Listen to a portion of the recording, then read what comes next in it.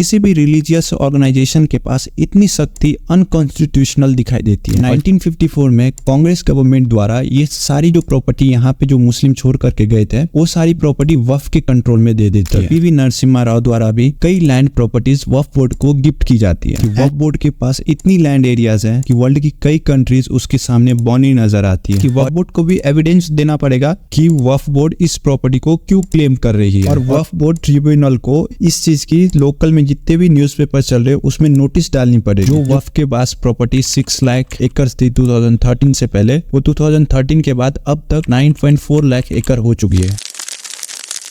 Singapore 1,80,000 एकड़ land area में फैली हुई है। बहरीन 1,90,000 एकड़, हांगकांग 2,75,000 एकड़। बट आपको सुनकर के शौक लगेगा कि वक्फ बोर्ड जो भारत की एक संस्था है उसके पास 9,40,000 एकड़ लैंड एरिया है, जिसकी estimate value 1.2 lakh crore rupees लगाई जा रही है। So now you can imagine कि वक्फ बोर्ड के पास इतनी लैंड एरियाज है कि वर्ल्ड की कई कंट्रीज उसके सामने बौनी नजर आती है। और ये 3rd largest land owner organisation है भारत के, भारतीय डिफेंस सर्विसेज और भारतीय रेलवे ऑर्गेनाइजेशन के बाद। सो जो रूलिंग गवर्नमेंट द्वारा 44 अमेंडमेंट्स किए जा रहे हैं वक्फ बोर्ड में, उसको समझने से पहले हम वक्फ बोर्ड क्या है वो समझेंगे और इसके पास इतनी सारी प्रॉपर्टीज कैसे आई उसको भी शॉर्ट में समझेंगे। देखिए, सोसाइटी के वेलफेयर के लिए जो भी मुसलमान द्वारा प्रॉपर्टीज डोनेट की जाती है उसको वक्फ कहा जाता है। और इस वक्फ प्रॉपर्टीज को मेंटेन करने के लिए जो बोर्ड बनाया गया इंडिया में उसको वक्फ बोर्ड कहा जा रहा है। ये एकदम शॉर्टेस्ट एक्सप्लेनेशन है। अब देखेंगे कि इसके पास इतनी सारी प्रॉपर्टीज कैसे आई। देखिए, जब भारत का डिवीजन हुआ और पाकिस्तान बना तो उस टाइम में पाकिस्तान गवर्नमेंट और भारतीय गवर्नमेंट के बीच में एक मौन समर्थन बना था कि वहां से जो नॉन मुस्लिम यहाँ आएंगे और यहाँ से जो मुस्लिम पाकिस्तान को जाएंगे उनको नॉन मुस्लिम की प्रॉपर्टी दे दी जाएगी, और यहाँ पे जो नॉन मुस्लिम्स आएंगे उनको जो मुस्लिम छोड़ करके यहाँ से पाकिस्तान चले गए उनकी प्रॉपर्टी दे दी जाएगी। ये चीज पाकिस्तान में तो इम्प्लीमेंट हो जाता है, बट 1954 में कांग्रेस गवर्नमेंट द्वारा ये सारी जो प्रॉपर्टी यहाँ पे जो मुस्लिम छोड़ करके गए थे वो सारी प्रॉपर्टी वक्फ के कंट्रोल में दे देती है। एंड 1991 में Congress prime minister PV Narasimha Rao द्वारा भी कई लैंड प्रॉपर्टीज वक्फ बोर्ड को गिफ्ट की जाती है। एंड 1995 में इस ऑर्गेनाइजेशन को कानूनी तौर पे कानून बना करके और भी शक्तियां दी जाती है। एंड 2013 में इसमें अमेंडमेंट करके